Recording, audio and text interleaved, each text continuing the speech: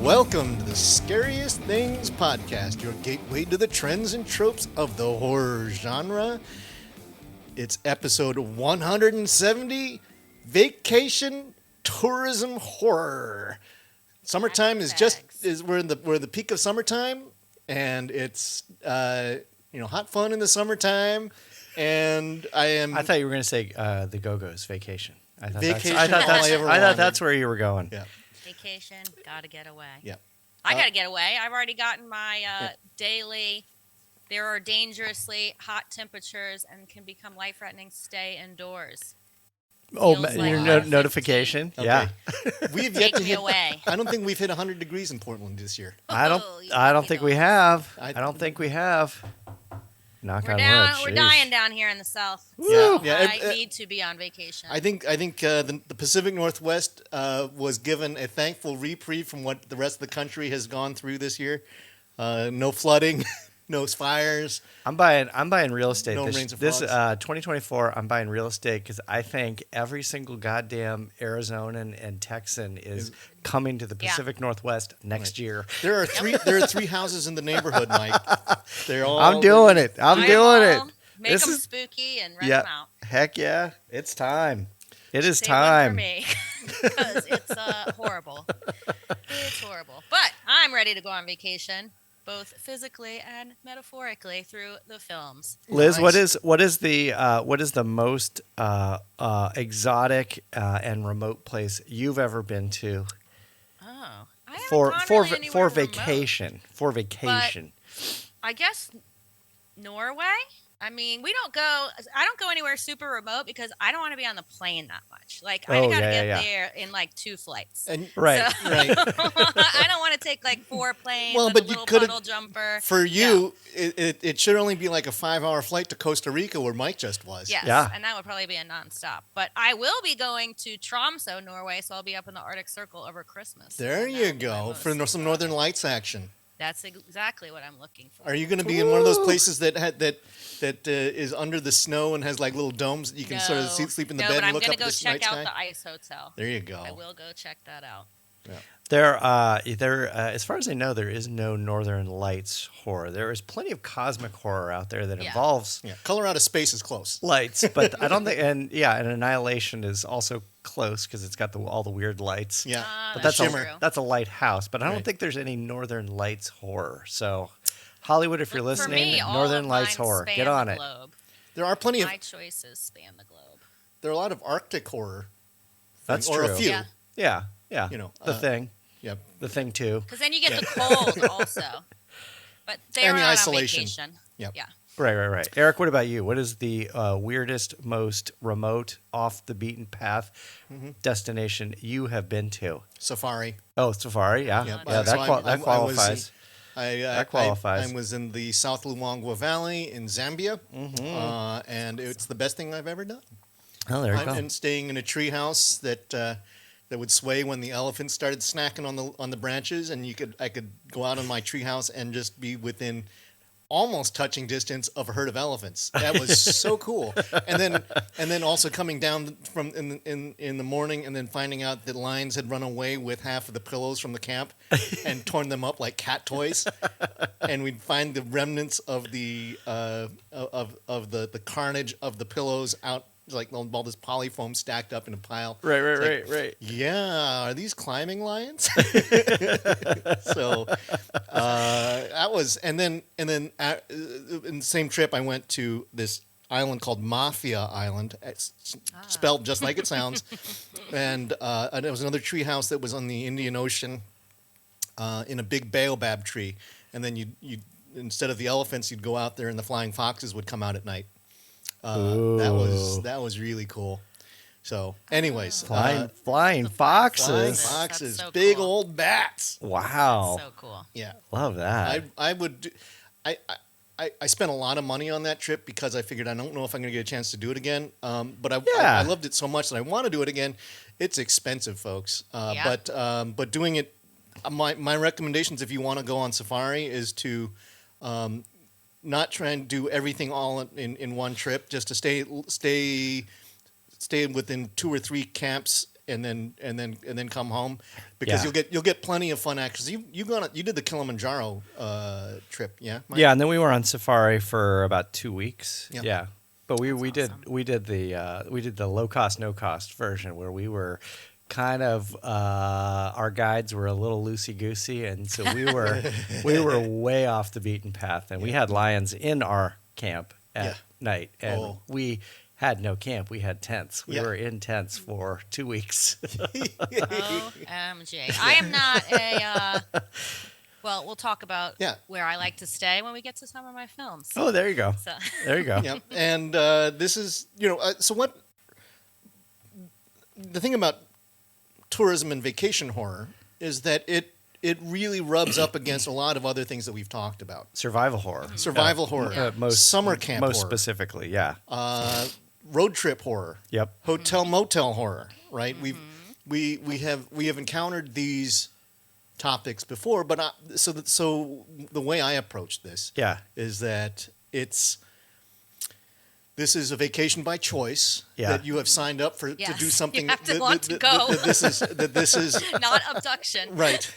And less kind of like I'm on the run. I'm on the road because I'm between things, or I'm trying to get away from something. This is like I'm signing up for something that is supposed to be enjoyable and relaxing, and the opposite happens. Right. Yes. I think the other two big tropes with vacation horror are something goes radically wrong, and you're oftentimes in a remote area, and there's no one to lean on. Yes. Right. There's a lot of times there's a language barrier. And there's a language barrier. And the other thing is you ultimately have to trust. You have to throw all your trust into somebody, whether that's a guide, whether that's your partner, whether that's a spouse. You have to throw all your trust at somebody, and that trust may or may not be well placed. Yes, right. Yeah. And those are the two biggies for me. And I'm going to lean heavily into exactly those kinds of tropes. Mike. Okay, those are all right. That's a perfect lead in. Okay, so let's get to it. So Mike, why don't you go ahead and you start this. All right. I'm going to go right to the top of the list with a film that was originally titled, it was released in the UK and Ireland as Paradise Lost. It's a 2006 American horror film that was ultimately called Touristas. With John. It was produced and directed by John Stockwell, a guy named John Stockwell. It was interesting because he also directed Blue Crush, and he said he was inspired by reading a screenplay after going.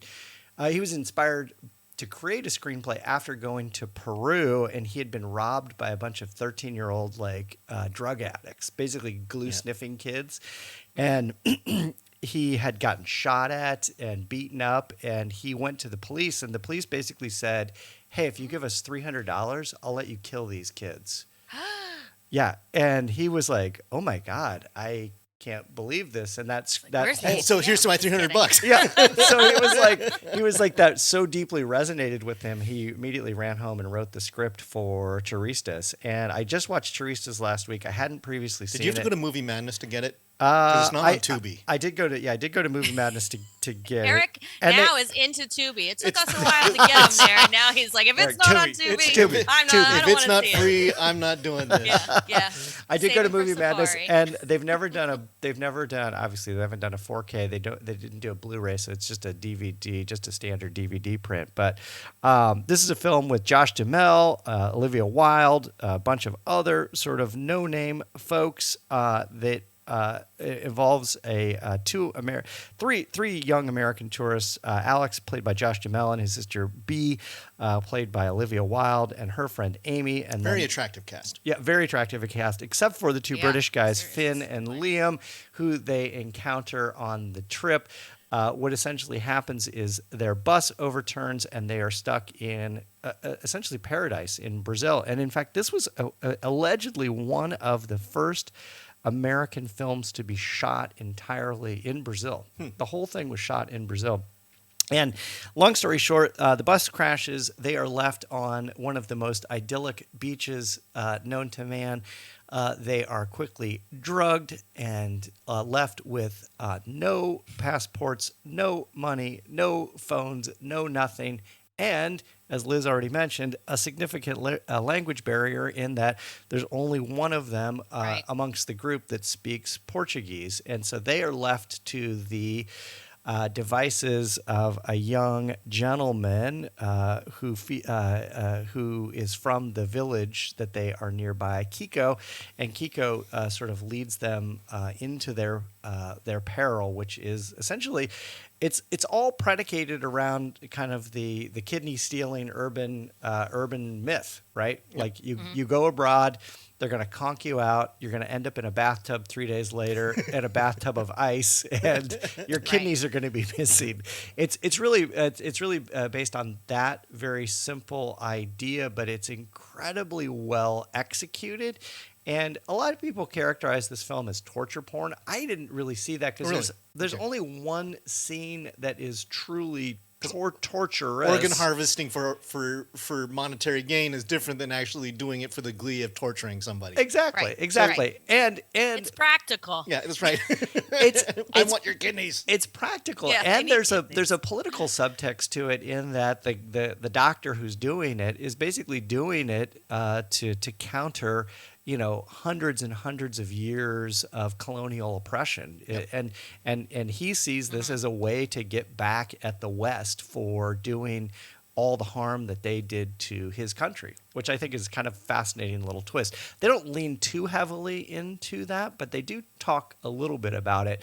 The last thing I'll say about the film, which it really wraps up in, the film, the first part of the film is pretty unremarkable, but the last part of the film involves this whole series of underwater scenes where they're in all these caverns associated with this waterfall. And man, they are heart-stopping scenes. And I don't know where the heck these caverns are in Brazil, but oh my God, they are just absolute heart stoppers. Like, take your breath away. Tense scenes. So that was really tipped me over the edge. I did like the film, and I think it is, as Eric pointed out already, it is a too pretty cast. But that they actually all do a pretty good and believable job. So yeah, I would highly recommend Turistas. It was a film that was made for $10 million and made $14.7 million at the box office. I'm kind of surprised they haven't gone back to a little bit more of this. That's not a profit. You need to make, if you cost $10 million, $5 million bucks. But it's a good idea. $5 million profit. That's pretty decent. No, you need to double. The box office trick is that in order to turn a profit, you have to double the cost because there's marketing and theatrical costs and all that kind of stuff. So that's true. Yeah. All right, but it broke even at least. I do recommend it, and I am surprised that no one has really gone back to. Yeah. There hasn't been like Turistas 6. Where there has been, what have we got? 3 hostels? 3 hostels, yeah. 3 hostels. Yep. All right. Which is torture porn. 100%. Yes. All right. I see that with Liz's gesture, I'm thinking, Liz, have you got a Slovakian? It may appear on my list, but I'm not going to start there. Okay. I'm going to start with a little bit. It's not super gateway, but this is less gory or tortury than most. So some of our scaredy cats could go here. And this is 2020's Darren Lynn Bousman film, Death of Me. Yep. Now, this is a really fun film. It stars, talking about good-looking cast, Maggie Q, who is a actress and model, and Luke Hemsworth, the eldest Hemsworth brother, who fine genetics in that not line. As handsome as how many Hemsworth Chris, are there? But, 17 Hemsworth 17 brothers. Hemsworths. There are, a million Hemsworths. Each prettier than the last. I think there's 3 or 4. Yeah. But, okay. Seriously. This is about, it's kind of like a horror version of The Hangover is how it starts up, because this is an American couple. She's like a travel writer and he's a photographer, and they're vacationing in Thailand at this super luxury resort. They wake up like in their villa covered in dirt, have no memory the night before, like seriously hungover, and wake up like, oh my God, we have to get to the ferry. But they have no freaking clue what's happened. They get to the ferry, passports are missing. They get back to the hotel, like bags are missing. And then they're like, well, we got to look at our phones and see if we can figure out what happened. And what they have is a video of her being strangled and killed by her husband. Now, how does this happen? She's there. She's still So alive. what starts as The Hangover goes Rosemary's Baby / Wicker Man way, and All right. has a lot of fun. We've got a huge language barrier. Yeah, we get a cult. We got a big language barrier. She's got to rely on someone who speaks English, who is a local, who then is like, well, we're gonna set you up in another room because they're at this luxury resort. They can't get off the island, and then add in that there is what do they call them down there? It's not a hurricane, a cyclone, I guess, coming their typhoon. way. But the typhoon, yes. But the island has not been hit by a typhoon in hundreds of years, and the natives are almost positive that this one's not going to hit too. Dun, dun, dun. Sacrifice. Stupid Americans, you're about to get it. But it's a lot of fun. I remember like the poster's pretty cool. It's just her screaming, like with these kind of vines over her. And I was like, that looks like a good film. And I said, let me watch this. We're in Thailand. It's beautiful. They're on vacation. And I really, really enjoyed it. And we do love Darren Lynn Bousman for his Saws and Repo and St. Agatha, but not my favorite, but that's okay. Yep. We love him. I loved St. Agatha. I know. That's where Eric and I differ, but that's okay. Horror makes the world go round, and everybody gets opinions. Repo, and also. Yes. This one is available on Tubi, so I highly recommend checking it out. It's a lot of fun. So, Death of Me. I never saw Death of Me. Yeah, Robert really did good. it for he's got the review for us on the site. Oh, okay. I'll have to give this a look. It sounds really interesting.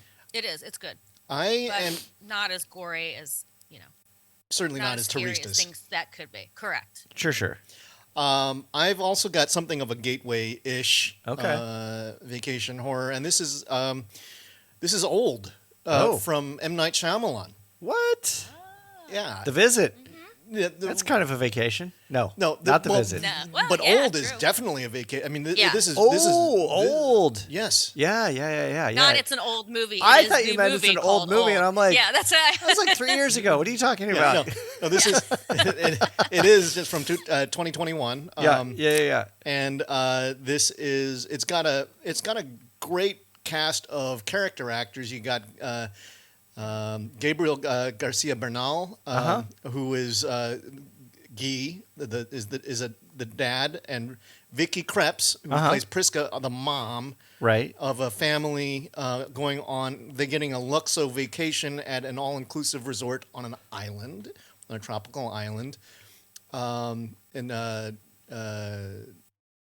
Guy, or the actor Gabriel Garcia Bernal is Werewolf by Night.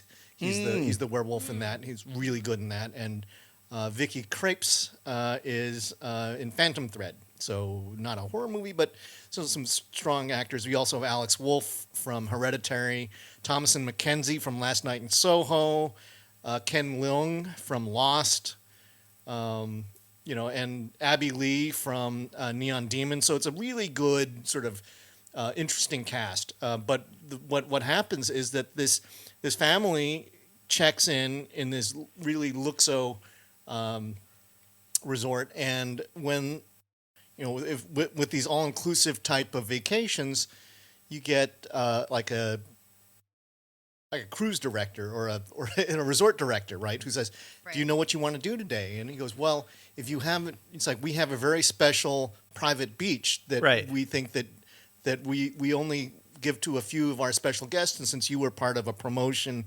that it's like, would you like to check out this exotic slice of heaven that very few people get to see? And they went, yeah, sure, let's do that. And they get on a little microbus with a surgeon and his prize wife, and that is Rufus Sewell, who's in Dark City, plays the surgeon, and Abby Lee is his model wife, and they have a little girl. And then they go to the beach, and they're having, it's not a really big beach, and so they're all trying to spread out and get their own little space and enjoy the view. And then a couple other folks, the There's a nurse and his psychologist wife, we meet earlier in the movie, who's has epileptic seizures. And it's like, okay, and so that the doctor is familiar with them,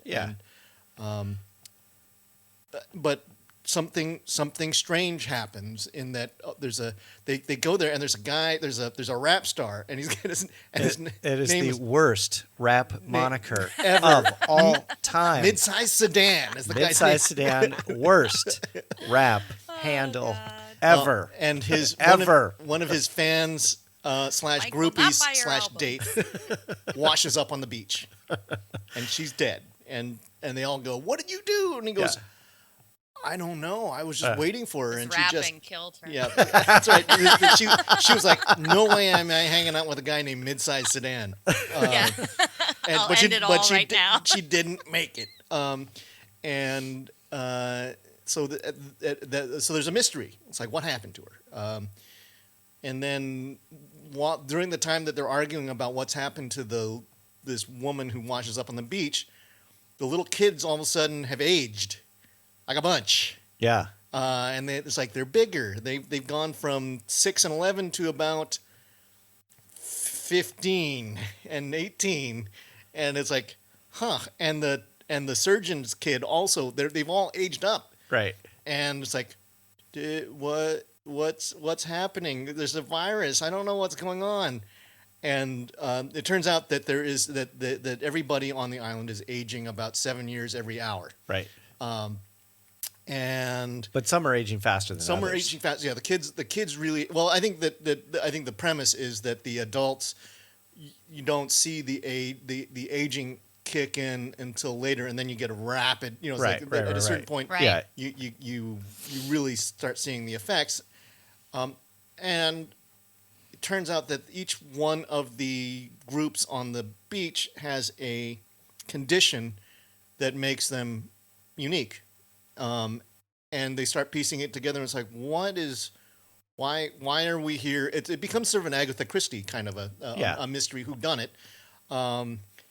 And that there's an also within the surgeon's family, there's his mom is there, and she dies of a heart attack. The dog dies. Right. Just like, hey, it was just it's like 7 years for a dog. Right, right. That goes quick. Yeah. And then they all start trying to escape their predicament, but they keep getting turned back with these massive headaches, and they get thrown back onto the island, which is plot logic. It's not really. It doesn't make a whit of sense as to why. Even in the end, when they describe what's going on, that part is more of a MacGuffin just to keep everybody pinned in place. That's my biggest gripe about the film. I reviewed it a couple years ago for the website, scariestthings.com, 1T, and I thought it would have been much better had they dribbled this out as like a 10-part Hulu series. Could have been lost. Right. It could have been lost-ish, but what they do is like that third act, which you were just describing, it becomes this like just this kind of like really hurried exposition dump where they go, oh hey, and it's this like and they just dump it in at the end, and you're just like it felt very unsatisfactory. I had the opposite reaction. Okay. I thought that the second act was the logic of the beach didn't hold up, but the explanation, I loved the explanation. I did too. It just felt really hurried to me, and I think they should have, they could have. And I rarely advocate for stretching out a film, but I think this is a film that you could have easily stretched much far beyond the hour-and-a-half runtime it had. Yeah, I don't maybe because I think I like that the countdown clock, the sand timer. Yeah. That people were going to age out on the beach. Right. And there was they couldn't escape it. There's panic as people start trying to escape and failing, and I don't know how much more you could have the exposition. I think the exposition could have been well. Actually, I like the way that they figure out the solution, that the survivors managed to sort of to work through it. I think that there were some moments though where there was some George Lucas level kind of scripting where one of the girls on the beach goes, "Mom, I'm afraid." And it's like, don't say it. Yeah. show it. Right, If you're an right. actress, Yeah. show. It's like anytime that you have to announce your emotion, you're not acting it. That's So- what I remember from this movie. And sometimes with Shyamalan, I'm like, is this dialogue forced because he's laying out the twist, or is it just like sometimes Yeah. it's not a great script? I think little bit of both. what's happening here, this is Shyamalan's return to form after several years in the wilderness of doing bad movies. Yeah. Starting with The Visit, and then Split, Right. and then this movie, and then Knock at the Cabin. Yeah. I think that he doesn't rely on a gotcha twist. They set the mystery up early. Yeah. Yeah, so that the fact that, in fact, it's in the title. It's old. That Right. people are that People are getting old. people are getting old really, really quickly, and why? And so then you allow that to marinate. And I thought that was that. I think he's much better at doing that than trying to carry on. It's like, oh, a little bit of a light mystery, and then aha, Yeah. zinger! I bet you didn't see that coming. Where But this that one but that's exactly what this was. It was like a little bit of a light mystery, and then there was the third act is this like kind of ridiculous zinger that they just dump at the end. And I thought, but you're like, oh, I think, come on. but it's a difference between how I liked the rationale for what because I thought the logic held up. I think that you could have, to your point, if you're going to stretch it, you would have stretched out that the third act maybe a little bit longer, or you would have allowed more nuggets. But you see, Yeah. I think the fact that nobody went, hey, what's that reflection on the hill? But you have to realize that it's a kid. Yeah. In a man's body going, and so the logic systems, it's got little kid logic, Yeah, right? yeah. And then the introduction of the little kid best friend who's eventually proves to be, you don't lay down that piece of exposition at the beginning of the movie and not pay it off at the end. There's all right. What do you give Old? What I give it 3.5. Oh, I gave it 3, so we're not too far off. Yeah, not too far off. Yeah, I think, but it is definitely 100%. They bought this vacation. Oh yeah, yeah. And it is a complete manipulation of everybody who's on that beach. Yep. And it's because they and their greed and their desperation for relaxation Yeah. on all parts. Yeah. And you can It's go like to desperate, you can I go would to say. this beach too. It's in Dominican Republic. Oh wow. Oh. Okay. Yeah. Liz, what do you I'm give? not going to that beach. What do you give Jesus. Old? I give it 3. Okay. Yeah. All right. All right. I think we're almost Staying in away from total the agreement. beach, Yeah. though. Total agreement. So Mike, you're number 2. My number 2 is also sort of gateway-esque in that this is a 2009 American thriller horror film directed by David Twohy. This is A Perfect Getaway, Oh, I like this one. featuring the best Hemsworth, Chris Hemsworth, Yes. the Thor That's true. Hemsworth. That's the best That's one. the money Hemsworth. If you're going to get a money Hemsworth, Hemsworth. that's the Hemsworth you want. This Yes. also stars Timothy Oliphant, Mila Jovovich, and Steve Zahn. And then, Do you only pick movies with very good-looking cast? yeah, Steve Zahn's a little. Steve It Zahn's is vacation. Steve Zahn's a little quirky, but yeah, otherwise Yeah. it is. It is a very, very good-looking, sexy cast, and they lean heavy into the sexy.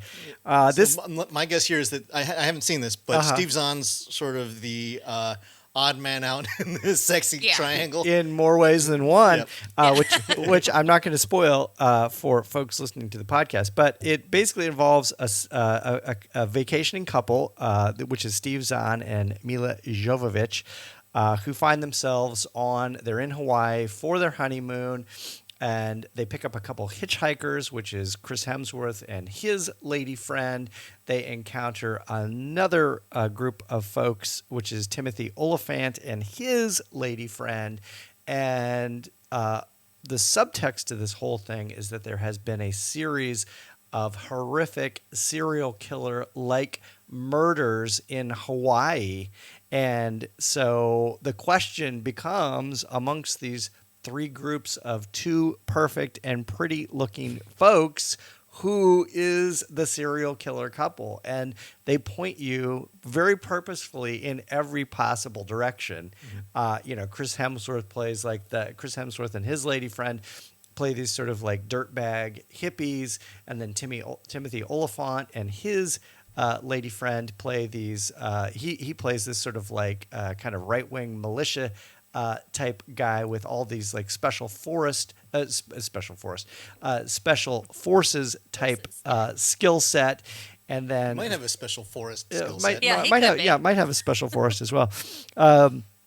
But they very purposely draw you to each of the couples, but largely the film is all focused around Mila Jovovich and Steve Zahn and them as a couple. But then they slowly dribble out all the facts with each of the couples as they're going on this hike to the perfect beach in Hawaii. It's 11 miles in, it's 11 miles back. There's no way in other than you have to hike it, or I think you can take a boat in, but they decide that they're on their honeymoon and it's time. They need to hike it on in.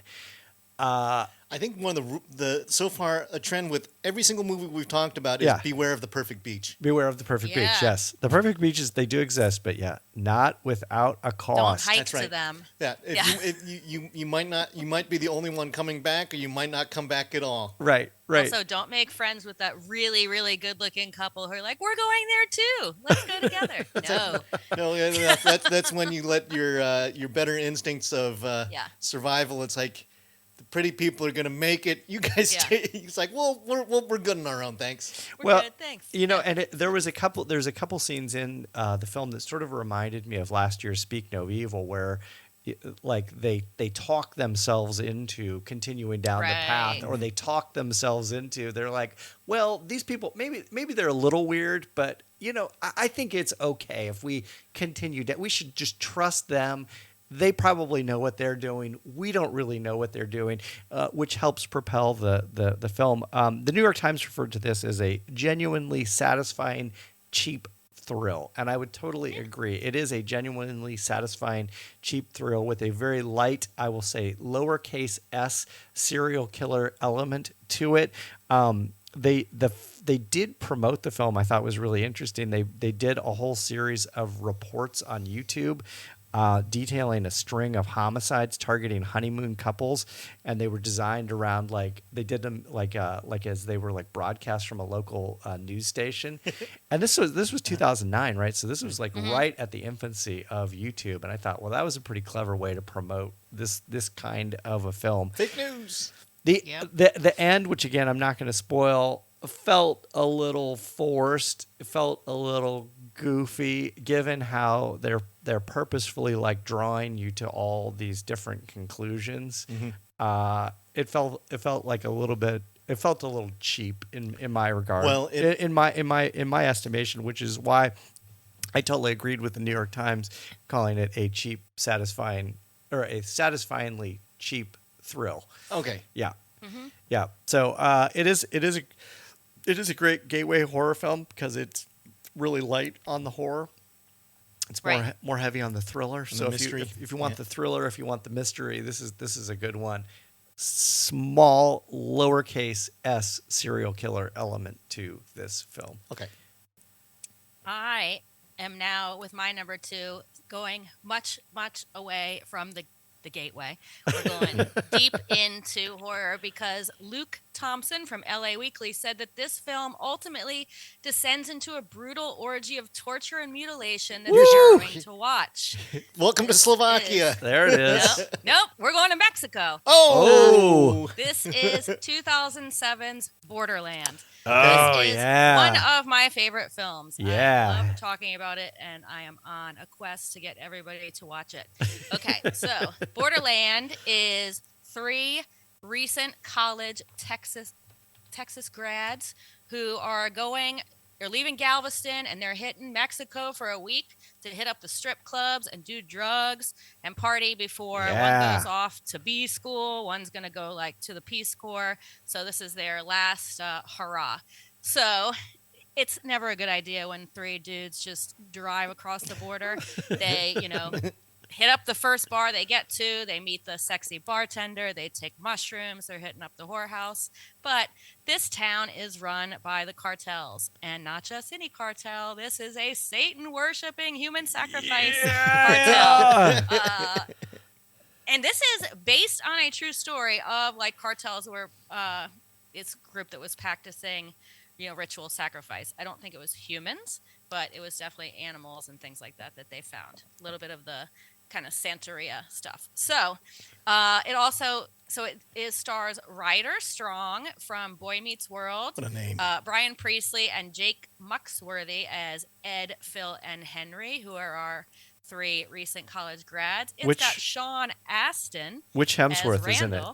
Which Hemsworth? No Hemsworth. Yeah. Leroy Hemsworth. Leroy. Hemsworth. Timmy Hemsworth. Timmy Hemsworth. It's got Sean Astin though as the sexy bartender. No. As Randall, who's an American who works for the cartel and is really trying his best to be a badass and fit in with these actual badasses. So it gets real dark real fast. Phil does not come back from their first night of tripping and whores and cocaine, and that's because he's been kidnapped and is being tortured. But they decide they're not going to leave without their friend, which at this point I kind of would have been like, we're leaving, we're going back to America, and we will somehow come back to get you, instead of trying to figure this out yourself, because it is lawless there. And I mean, I know that's a stereotype of Mexico and stereotyped in so many movies about the cartel, but I would not find myself in this situation. So Mike, if the 3 of us go on vacation and say you or I doesn't come back, I'm out of here. Sorry, dude. Liz has got survival instincts. I leave. I go back to America and say, come find my friends. I'm not going to do it myself and trust like the guy who pulls up in a pickup truck and says, I know where your friend is. Don't get in. He doesn't know where your friend is. He's part of the group that took your friend. Stupid Americans, stupid gringos. No, they're like 21-year-olds because they're not teenagers. They just graduated college, but they're dumb. And it does not go well. And it is bloody, it is graphic, it is gory, but it is a cool and fun movie that you can see on Pluto, which is another free streaming movie service. Hell yeah! I wonder if free Pluto, streaming movie Pluto services. has turistas. It's like, oh, they might. Yeah, Pluto versus Tubi. I think it's like one's owned by Amazon and the other one's owned by Fox or something like that. Yeah. So. Oh, okay. Okay. Make sure you look for Borderland from 2007, though, because there are multiple films called Borderland. Yeah. Yep. Okay. And then there's the 1980 film with Jack Nicholson called The Border, which has nothing to do with satanic narco terrorists. Right. And then there will be a Borderlands movie coming up fairly soon, which is going to be about the video game Borderlands. Oh, really? Yeah. So be careful. That's like you're going to get lots There's of a lot. Yeah. Yep. So also, Teresa's is on Hulu if you have Hulu. Is it? Oh man. Yes. Okay. So I was not trying free, to do. You still got to subscribe to. Okay. Hulu, I was trying to but, do Teresa's. Mike, fortunately, I had no collision here because I was trying to go the free route. Did you watch? Did you watch Teresa's, or you couldn't find it? I wasn't gonna. The only place it was $14 on Amazon. It's like no. Ooh, no. Like you had to buy it. Yeah. Oh, screw that. Because it said because it's that and it's so old. I wanted to do that and I wanted to do Hostel 2, but both of those were not available on Amazon, Netflix, Tubi, or. If I can editorialize real quickly, I have noticed Amazon has turned into hot garbage. Hot garbage that is very expensive. Everything has like jumped up in price, and so much is unavailable now on Amazon. Yeah, it's gotten harder. I mean, it's like 9 times out of 10, I'm going to Movie Madness. I am not futzing around with any streaming services. Well, the thing for me is that Amazon is also my portal for A24, IFC Midnight, and Shudder. Sure. Yep. So that's where most of the stuff that comes through there, I get all those subscriptions under that umbrella. So Right. Yep. that's why I do it. Anyways, All right. I am actually heading to Liz's hometown for my. Oh, I know what it's this like- is. Yeah, I me know what too. this is. This is Hatchet. Yes, I Yes. knew it. I Directed knew by Adam it. Green. This is maybe my favorite slasher movie. What? What- Favorite of all time? Yeah. Because Wow. it's the most fun. It's a good one. It's is a fun so one. fun. It is a fun movie. Yeah, this is tourism on the bayou. There's a group of New Orleans tourists looking for a swamp tour, and starting with this sort of Ben who just getting over from being dumped, played by Joel David Moore, and his buddy Marcus, played by Dean Richmond. It's like we're gonna go get you past the breakup, and let's go find some hot chicks in the French Quarter, and then they run into a sleazy softcore porn producer who's got a couple of hot chicks with him, and they're all in line to do this haunted swamp tour from this guy Sean, played. He was my favorite character because he is totally out of his league, because he's an Asian guy doing a bayou tour, and it's like, wait a minute. And this is Perry Shen, who plays Sean, the hapless tour guide, and he promises a good time, and you also get the Minnesota couple, this chunky Minnesota couple played by a couple of great They are character Not actors. happy with the soft porn Right, maker right, and his right, right. Girls Gone Wild. Right. Yeah. So Jim Permateo and that's the character's name. Richard Reel and Patrika Darbo. They're kind of these adorable, dorky Minnesota characters. I mean, everybody plays to stereotypes here. Yeah. Oh my gosh, yeah. Do they ever? But they go out, and after they get on the boat, and they chat it up, and the young men are just like trying to hit on the strippers, and it's like, but it turns out it's the sullen girl who's actually the interesting one. She is set up to be your final girl. This is Mary Beth. And because everybody else they're bowling pins at this point, right? You know it, and but they get lost, and because they keep on going, this sucks. You don't know what you're doing, and so he goes, oh yeah, well let me tell you about Victor Crowley, the little boy who AKA Kane Hodder. yeah, Kane Hodder, who's no longer a little boy, and he's now like horribly mutilated and strangely like superpowered. And he lurks around his house. It's like the Elephant in the Man bayou. combined with Jason Voorhees. Because he was his dad's house caught fire, and his dad tried to rescue him and took a hatchet to the face. So that's why he's got and he managed to survive and grew up and be an angry bayou hillbilly monster. Well, at a certain point, Sean decides that he's going to take them to, because the local legends, but he's only sort of vaguely aware of the local legend, and it turns out the local legends are true, unfortunately for the whole group. And Victor Crowley just manages to go out there and dismember almost every single one of them. It has a fantastic horror movie ending, sort of reminiscent of the better slashers out there. This is a early 2000s movie that is an homage from Adam Green to Friday the 13th and the burning and a lot of those kinds of it's not a summer camp killer, but it's kind of close. Yeah. And with a supernatural monster, because Kane Hodder, famously being Jason Voorhees, Right. is made a killing playing these serial killers, and it's fun. It is so much fun. The gore effects are just over the top silly. It's not for as gory as it is. It's not like Friday the 13th. Not really scary. No. Yeah, no. It is for the gore hounds out there. It's funnier and better acted and scripted than 90% of your 80s horror slasher fare. Yeah. I'd agree with with that. and it's because it's pure fun. Yeah. And if you like that kind of stuff, it is. Yeah, this is And you know this what's- is you you know what's- signed up for the. You know the what's funny about tour. this movie? Even though they had some of like the establishing shots in New Orleans, it's almost all shot in California. Yeah. Yeah, Is it really? yes. Yeah.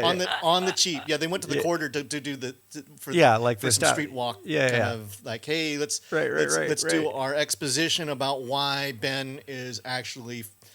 It's like they went down for Mardi Gras to find a good time, Yeah. and he's like, I don't know, man, I missed my girlfriend. It's like, I know. and it's like, listen, there's we'll find you a good time, and no. You know, I remember doing one of the alligator tours in outside of New Orleans, and the thing that really terrified me was not the fact that Hatchet might be lurking around the corner, but was when you would go into these various locales, and it was like alligator Auschwitz, right? It was just like thousands and thousands of like alligator heads, and you're just like, this is so depressing. This is so depressing. Yeah, it's also, I think this is the opposite end of old, which is like bougie. Yeah. Yeah. Kind of. This is A low swamp rent. tour in New swamp tour. Orleans ain't bougie. I promise you. It is the opposite But of I've bougie. been on a bunch. They're fun. Yeah. I like to bring people on them. And They're it's a lot of but very much tourism. Oh yeah, Oh, yeah. 100%. Yeah, 100%. All right, last film I'm going to talk about is a film that was titled "The Devil's Triangle of Bermuda," or "The Secrets of the Bermuda Triangle," or what they finally landed on. The 1978 Mexican-American science fiction horror film, The Bermuda Triangle, starring John Huston. Oh, Yeah, Yeah. John Huston. That John Huston. he's sort of like John Huston. slumming it. Hot on the heels of Chinatown. Yeah. Hot on the heels of Chinatown. He still had bills to pay. He still had bills to pay in, It's kinda 1978. this is the Orson Welles kind of moment for John Huston. It's like, Exactly, I need to pay exactly. the bills, and I spent too much money on my Hollywood mansion. I need some money. Exactly. Right. And this is not the greatest film on the planet. In fact, there is a Riff Tracks version of it. And it is, I do remember seeing this as a sort of, I think it was one of these ones in the 1970s where the lines were incredibly blurred between like what got released in the theater versus like what ended up on TV like months later. And this was one of those kinds of films because I remember seeing this pretty early on, probably about the same time. And it's largely not terribly effective as a horror film, but that it's punctuated throughout the film with this little girl and this doll that are incredibly terrifying still to this day, but that everything else surrounding that is not exactly terrifying. But the film basically does involve a group on vacation in the Bermuda Triangle, somewhere within the Bermuda Triangle, and they encounter an old ship appears before them, and there is a little doll that is floating in the ocean, and John Huston's daughter, the little girl, picks up the doll, and then of course the doll is possessed by the Bermuda Triangle.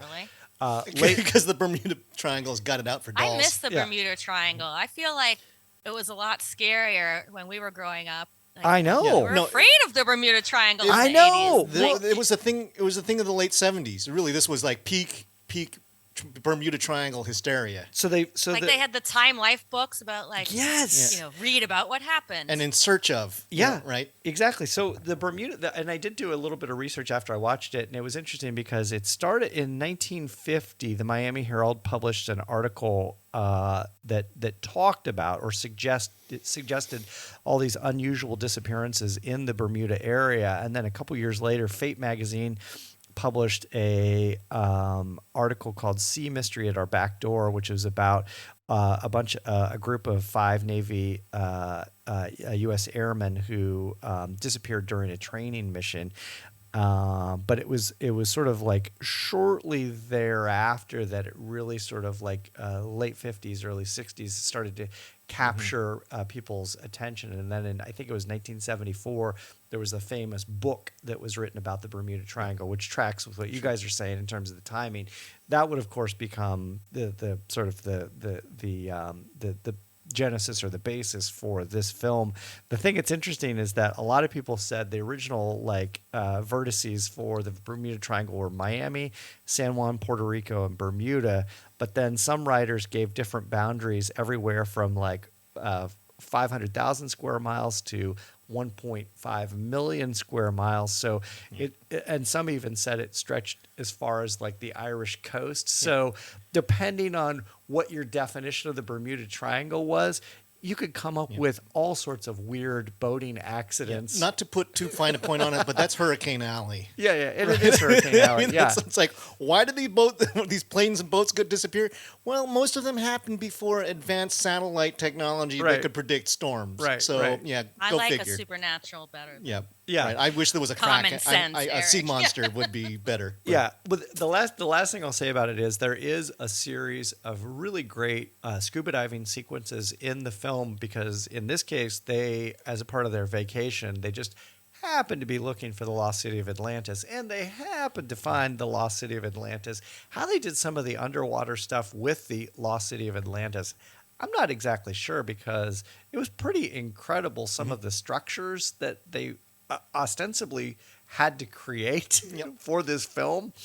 But I liked how they leaned into that element, given the fact that the Bermuda Triangle really is this weird cocktail of, a rift in time and space, UFOs and alien technology, the lost city of Atlantis, and sort of some weird paranormal minefield.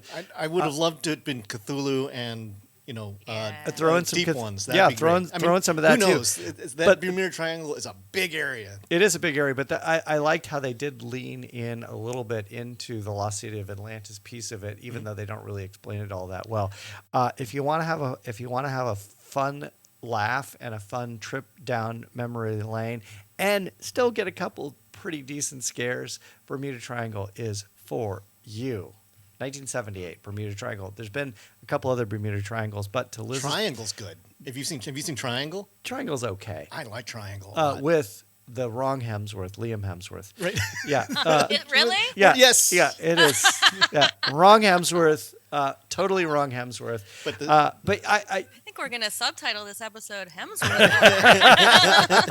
Sexy vacation horror is tantamount to Hemsworth. sexy Hemsworths.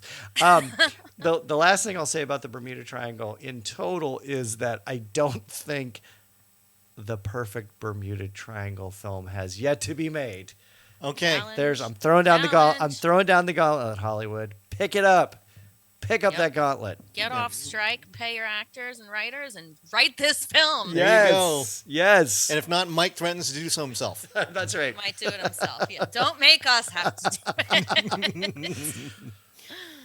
Oh man. Okay. All right. One guess as to what might be next. But it's a twofer because I'm doing Hostel 1 and 2. Yes. There you go. Yes. Because I was going to pick number 2, but Hostel is first, the perfect example of vacation horror. Second, number 8 on my top 25 list, but it will never fall off that list. I love this film. I love Eli Roth. This one does it for me. However, I do think that Hostel 2 actually holds up better as a better film. It's a little more. It's more satisfying in some Okay. It ways. is more satisfying. There's a little bit of "I spit on your grave" to Hostel. Yes. too. Okay. Because the first one, these guys are such D-bags that you don't really care that they're getting killed. Right.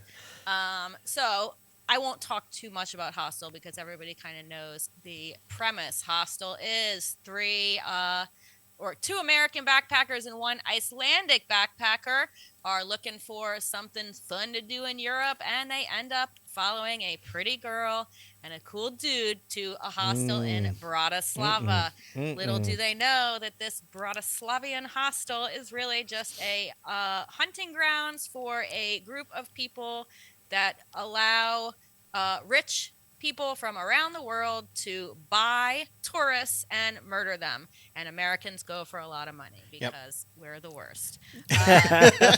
Well, and not just that, but it's also I'm not, it's preying on the D bags Yeah. because they are because the You're like, victims. boobs? All right, we'll go. they're there for rough sex because Yes. they hear that they can find pretty women and they can do what they can have their way with them. That's going to be Hostel 4, Yep. preying Probably. on the Hostel 4, preying on the D-bags. Yeah, well, I mean, pretty much they could have put that on the title of episode of the first movie. All of them. Yeah. So in this, our main protagonist, whose name is Jay, played by Jay Hernandez. Paxton is his name in the movie, but he's played by Jay Hernandez. He does make it out, and that is exactly where Hostel 2 picks up, with him having some nightmares, and we get a little bit of him in the beginning. But this one follows 3 girls who are at an art school in it's either France or Italy, I can't remember right now, but they are going to go on a weekend trip to the hostel because they're going to go to, where it's cheap. Now, here's where Hostel 2 has the most problems. One of the girls is very, very rich. She's on the phone with her dad, and he's like, "No, Dad, I don't need a hotel. College sophomores don't stay at the Four Seasons." And you can see, like, one of her friends is like, "Yeah, we should get the money from your dad." And they're carrying like Gucci luggage, so these girls would not be staying in a hostel. Yep. Right. Nor would Liz. Nor would Liz. I have stayed in a hostel like once in my life and was like, "Nope, I am a bougie luxury traveler." I stayed in a hostel last month. Mike is set up to be the hostile victim. Yep. Mike's too smart for him. But so this is the girls, and what I like about this one also is you have some female killers. Like they're rich ladies who want to kill tourists. It's not just guys. This also has a great pair of buddies who are going to kill. One who's a little trepidatious. The other one who's like, "Oh man, I'm gonna kill people so hard," and then the tables kind of turn. And it's funny that this was in 2007. There's the 2 main characters from the film or the TV show Desperate Housewives. So I was like, oh, these are some guys who play these like dumbass husbands. Now they're playing in this movie where they're supposed to be like these alpha males. So I was like, ooh, I wonder if that had anything to do with the casting. But Hostel and Hostel 2 are wonderful movies. Hostel 3 is not great. It's not the worst, but Eli Roth wasn't involved in it. So and it also takes place in America. Would you rank them 3, 2, 1? Like worst to best? No, best to worst? 3, 2, 1. 3, 2, 1. Yeah. Okay. And 1 and 2 are interchangeable. 2 is a better quality film, but 1 set the standard. And I mean, gosh, we've been saying torture porn ever since this movie came out. Yes, exactly. More than Saw. Do you know why Eli Roth wasn't involved in the third one? Is there any? I don't know. I don't know. Okay. I do not know. Other than maybe he just was like, yeah, I've done that. I've already done it. I don't need more. Yeah, like been there, done that. Yeah. Twice. Yep. I don't know. But I love Hostel. I really think it is the epitome of vacation horror, and such a good watch. And I think the premise holds up forever. Yeah. I think the takeaway here is Eli Roth needs to get away from doing TV shows and make another movie. Yeah, he's done. I agree. I'm a huge Eli Roth fan. He's polarizing. Some people don't like what he's selling. I do. But I think he's just kind of moved creative. into like a lot of production stuff. Executive producer this, executive producer that, writer this, writer that. And I'm like, he needs to like drop all that garbage and like get back and actually do another horror film. If you are listening, come on the podcast and defend yourself. We would love to have you on to talk about horror movies and your lack of horror directorial options in recent years. He's been. I also really like his history of horror series that you can see on Shudder. They did 2 seasons. Yeah, they're great. They're super great. Super in depth, and he does a lot of the talks with like Tarantino. He talks to Rob Zombie. He's a fan. Yeah, who has been able to, I think, really channel his fandom into super quality films. There are people that would disagree with me, but I'm a big fan of his. Well, Huge Yeah. fan. I know that, and it distresses me because even as I'm going through IMDb here, he did the Chilean earthquake movie Yeah. Mm-hmm. that also features pretty young people going Well, touring that's in his Chile. ex-wife, I think. Yep. Yeah, Yep. And God, what's the name of? I'm even IMDb. 'Cause he was either producer. Or, I thought he directed it. Do you recall what it was? I think Aftershock. he directed Yeah. it. No, he Yeah, directed I think he Aftershock. did. So Aftershock. I mean, that's super solid because that's a natural disaster and people turn feral afterwards, which is pretty cool. Right. Anyways, Eli Roth. And Yes. he I agree. did Green Inferno, not a vacation. I thought about that one, but they're going for a Political purposes. kind of like a Peace Corps political thing. Yeah. All right, Eric, what is the last vacation? Where should we go on our last trip of the night? Well, Mike, you sort of Uh-oh. gave a nice kind of a segue Oh. from when I was talking about. Sexy Hemsworths? No, there's no sexy Hemsworths in this one, but this has got a good cast. But this has got alligators involved with it, or an alligator. This is Rogue from. It's an Australian Oh, film. right. Yeah. So yeah. you know the Hemsworths, they're Australians. We could sort of tie That's that in. true. Okay. But this stars Michael Vartan, who eventually would go on to Alias. He's a travel journalist being sent to Northern Australia, and he's kind of jaded, and he goes, "Well, I'll do one of these boat tours for out the jumping crocs." Right? It's not an alligator; it's a salty. Right. These are famous. You can go on these tours, kind of like similar to the swamp boat tours of New Orleans. There is a cottage industry in Northern Australia to go out and feed the crocs. So yeah, I'm double dipping here. But this one is, I think I thought about doing Piranha at this at Piranha or either the Joe Dante or the Aja Piranha. I think this is a better kind of vacationy. Yeah. Yeah, but this one is more of this is the tourism thing. This is Sure. We're buying a boat tour to go see to do things that To go see gators. to go see Yep. to feed some lamb shanks to crocodiles and watch them jump out of the water.